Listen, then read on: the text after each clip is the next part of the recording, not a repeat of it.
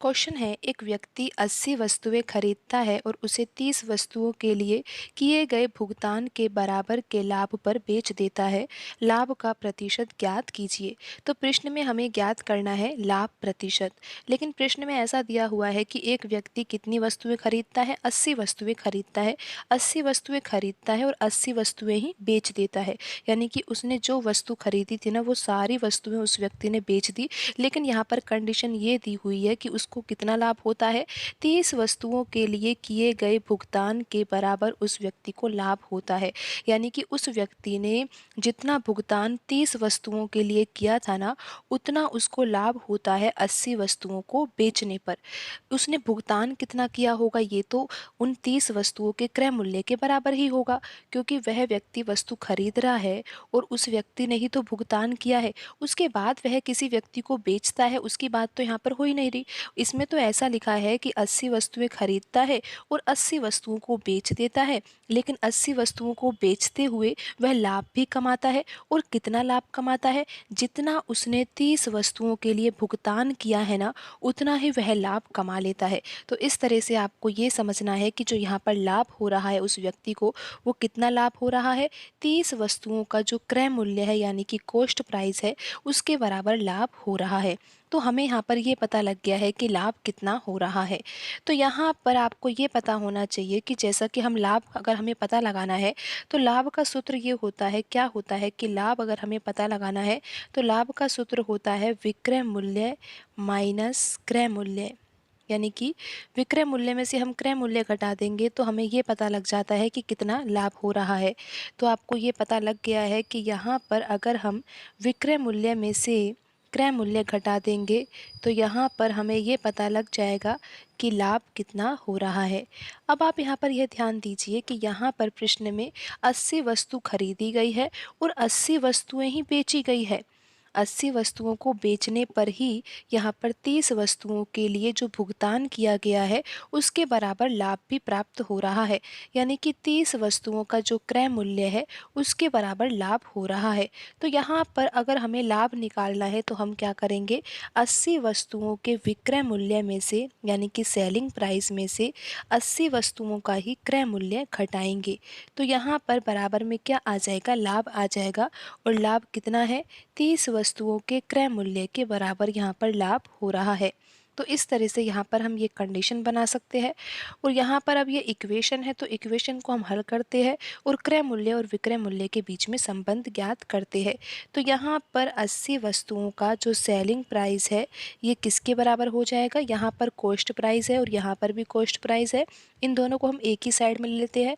तो यहाँ पर दाएं पक्ष में 30 वस्तुओं का क्रय मूल्य लिखा हुआ है, लेकिन यहाँ पर जो ये 80 वस्तुओं का क्रय मूल्य है इसको हम ले जाएंगे दाएं पक्ष में। तो इस तरह से हम लिख देंगे प्लस से, यहाँ पर प्लस का चिन्ह आ जाएगा।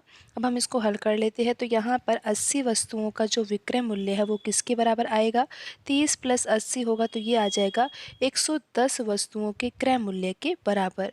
तो यहाँ से हम सेलिंग प्राइस बट्टा कॉस्ट प्राइस निकालेंगे, यानी कि विक्रय मूल्य बट्टा क्रय मूल्य निकालेंगे।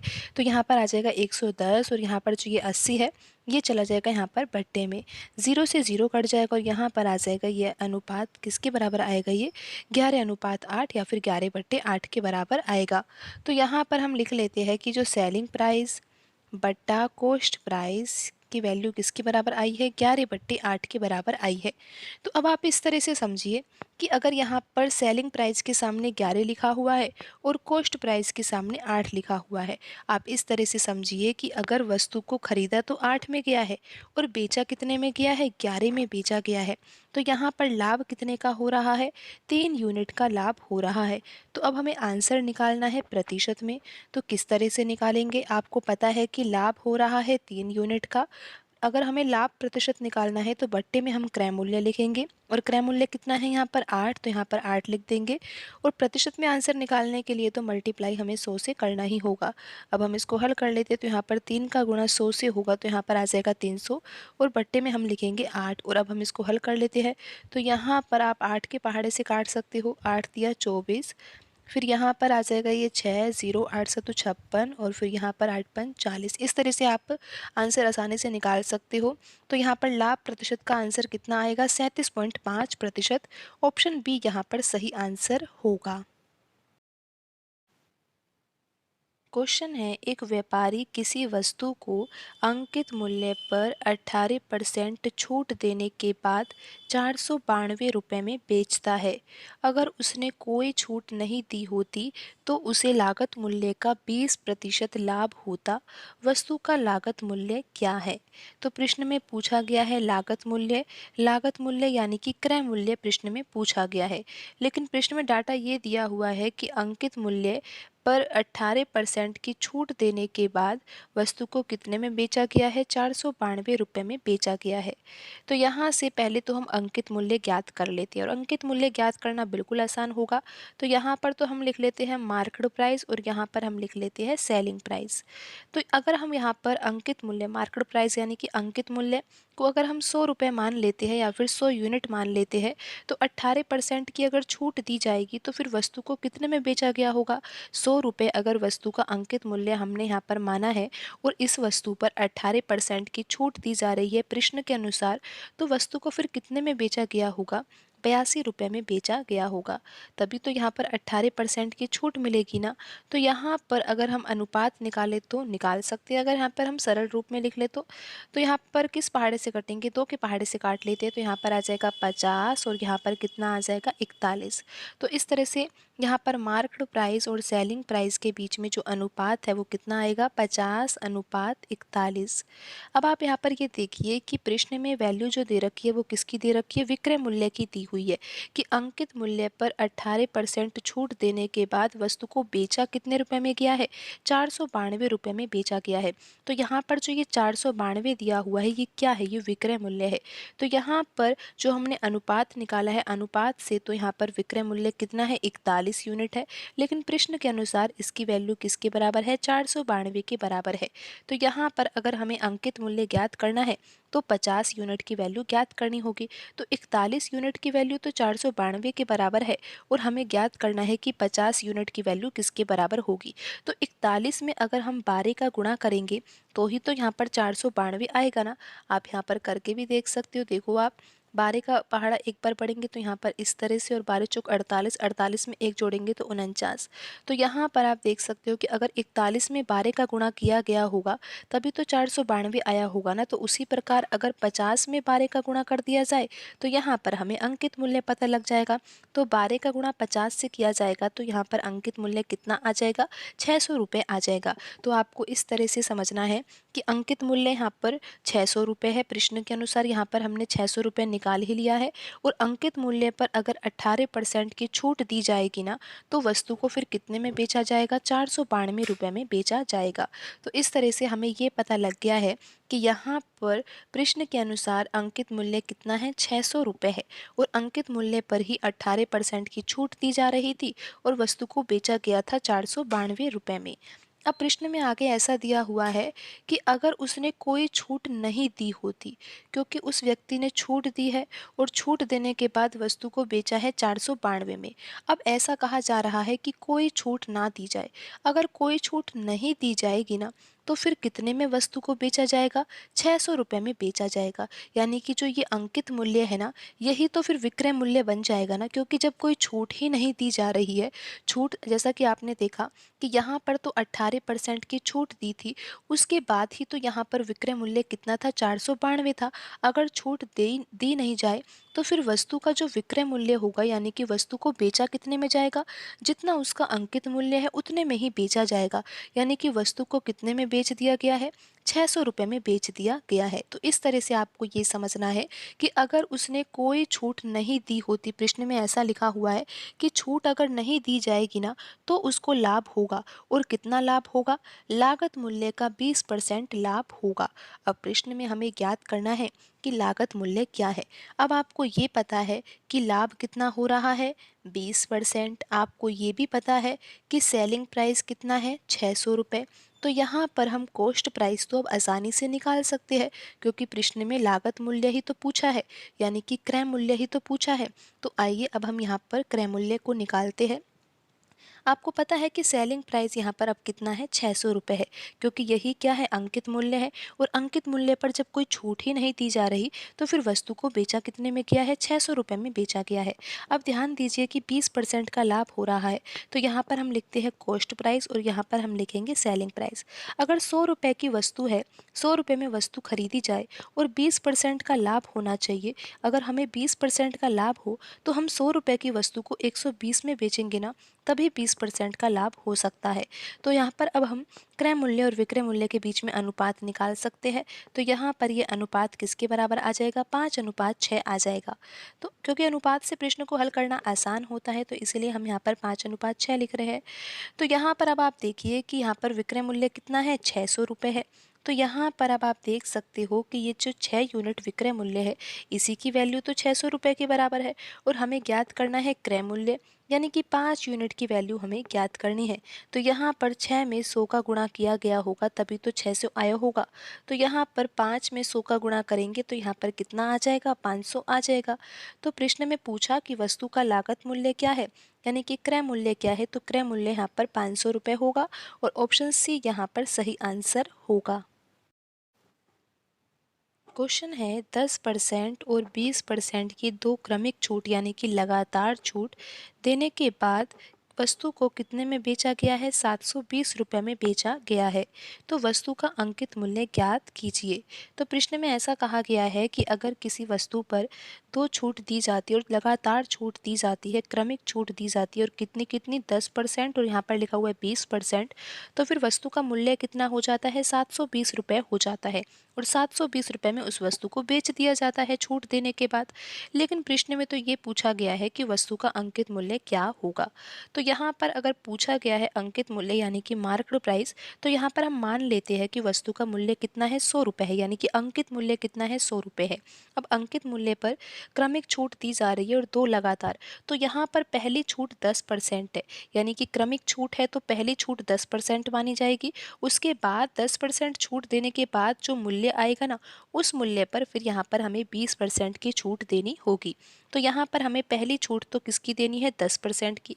अगर 10% की छूट दी जाती है तो वस्तु को कितने में बेचा जाएगा, जब 100 रुपये की वस्तु है और वस्तु पर अगर हम 10% की छूट देंगे तो फिर वस्तु का मूल्य कितना हो जाएगा, 100 से 90 रुपये हो जाएगा।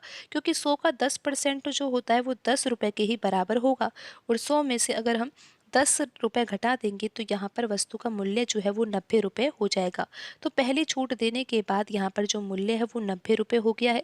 अब दूसरी छूट यहाँ पर दी जा रही है 20% की, तो 90 रुपये वस्तु का मूल्य है और यहाँ पर अब 20% की छूट दी जा रही है। और हमें पता लगाना है कि यहाँ पर अब वस्तु का मूल्य कितना हो जाएगा। तो 90 पर अगर 20% की छूट दी जा रही है तो 90 का हम 20% निकालते हैं कि ये किसके बराबर होगा। तो 20 के पहाड़े से ये दोनों संख्याएं काटी जा सकती है। 5 के पहाड़े से यहाँ पर 90 काटा जाएगा 18 बार। तो यहाँ पर 90 का 20% किसके बराबर आ जाएगा, 18 रुपये के बराबर आ जाएगा। यानी कि यहाँ पर जो छूट दी जा रही है 90 में 20% की, तो छूट वास्तव में कितने रुपए की दी जा रही है, 18 रुपये की छूट दी जा रही है। तो यहाँ पर ये अंतिम रूप से जो विक्रय मूल्य आएगा वो कितना आएगा, 90 में से 18 घटाएंगे तो यहाँ पर आ जाएगा 72 रुपये। यानी कि 100 रुपये अगर वस्तु का अंकित मूल्य है या फिर 100 यूनिट यहाँ पर हमने मान लिया है कि वस्तु का अंकित मूल्य है और यहाँ पर दो लगातार छूट दी गई है और उसके बाद यहाँ पर जो वस्तु का मूल्य है वो कितना हो गया है, 72 यूनिट हो गया है। अब प्रश्न में पूछा ये गया है कि वस्तु का अंकित मूल्य ज्ञात कीजिए।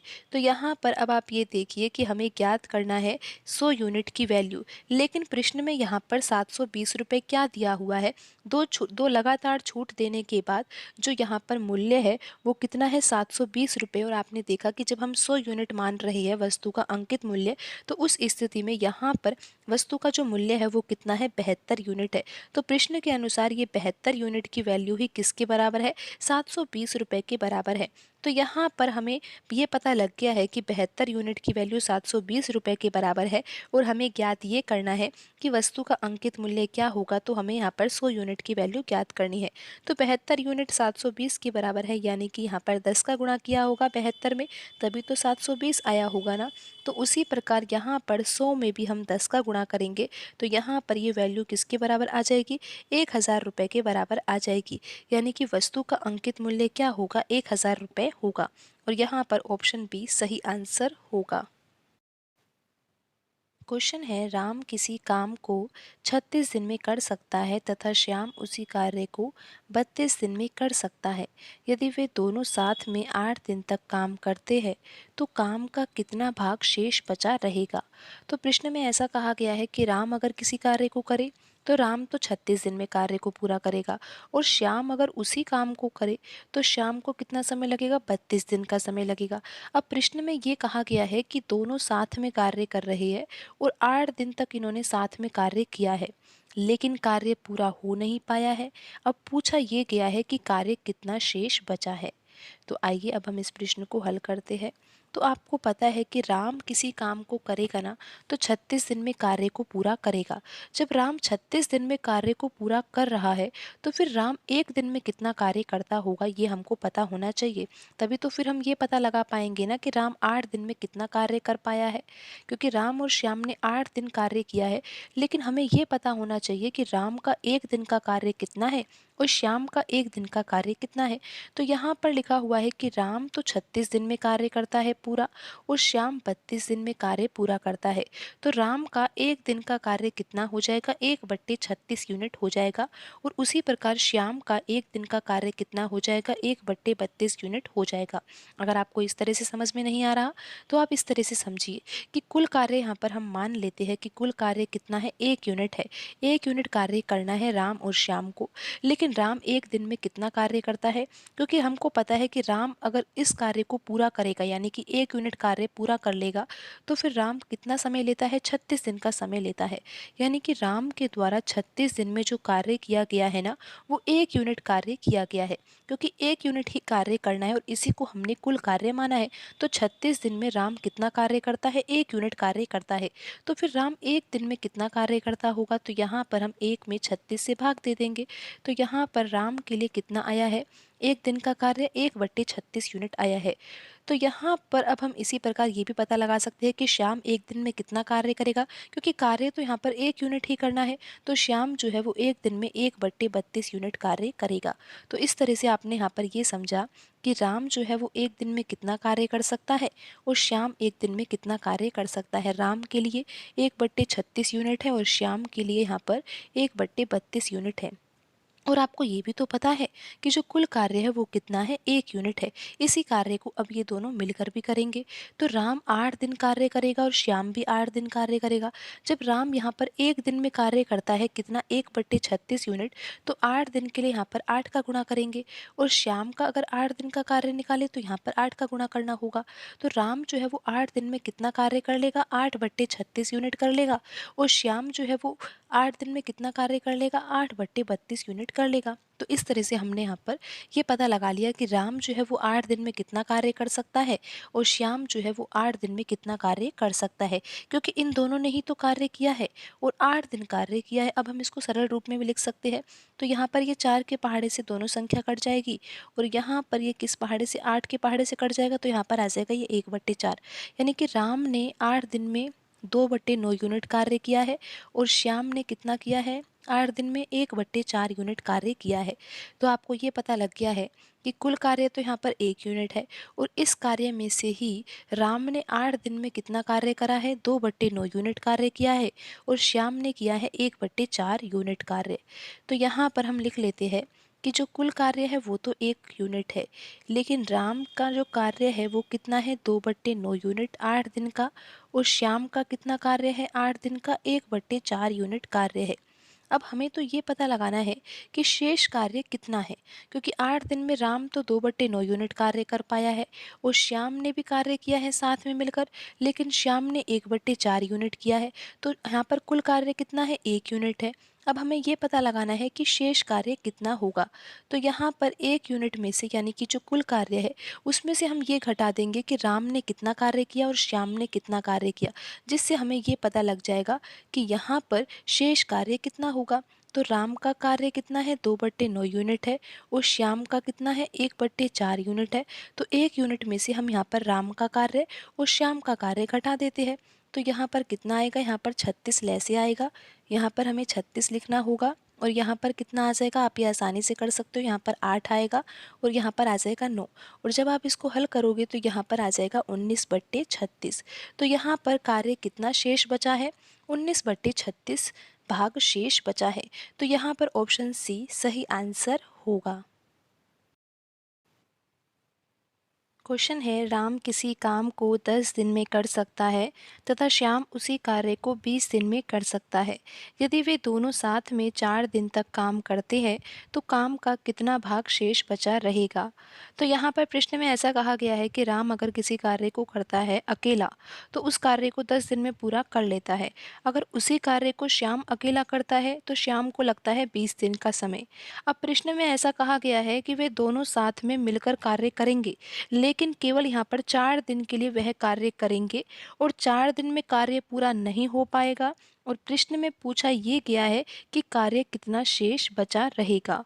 तो हमें पहले तो ये पता लगाना होगा कि यहाँ पर राम और श्याम ने मिलकर 4 दिन में कितना काम करा है, तभी हम ये पता लगा पाएंगे कि कार्य कितना शेष बचा है।